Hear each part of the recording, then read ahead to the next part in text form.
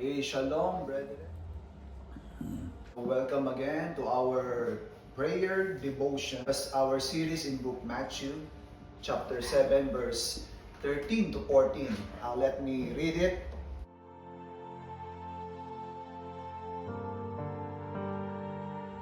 Enter through the narrow gate, for wide is the gate and broad is the road that leads to destruction, and many enter through it. But small is the gate and narrow the road that leads to life, and only a few find it. Thank you for your word. Jesus speaks plainly in this passage that enter through the narrow gate, and you know what is narrow? That is the most small, maybe small road that you can walk. He does not hide the difficulty of choosing to follow His way. Yes, narrow road requires faith. It calls for repentance. Narrow road calls for obedience. Narrow road calls for humility. And narrow road calls for trust in God rather than yourself.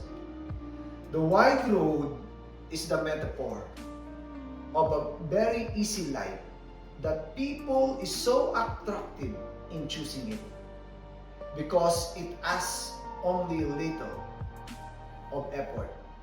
It allows you to blend in, to follow what people tell you, and to avoid any sacrifice.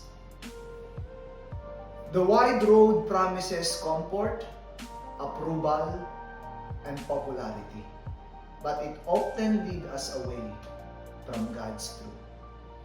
But Jesus warns us that this road, this wide road, leads to destruction. Not suddenly, but quietly, until you realize it's too late to move backward. The narrow gate, though challenging, yes, it's hard, but it shapes our character, deepens our faith, because everything we do in our life, we have to have faith. Whether you believe in God or not, you must have faith. This narrow path that we truly can find freedom, but freedom not to do what you want. I will repeat. The freedom in narrow path is not a freedom to do what you want, but freedom from weaknesses, freedom from addiction, even freedom from depression. Living in freedom is not absence of rules, but living in moral rules. Imagine a sports without a rules. Imagine a soccer game without rules. It will be a chaos. Imagine a streets without traffic lights. There will be an accident. Narrow road becomes harder by living with rules, but this guide our life to find our purpose, self-control, and peace in Christ. You may choose to walk in it because it's hard, but you will not walk alone, I assure you. For God will walk with you.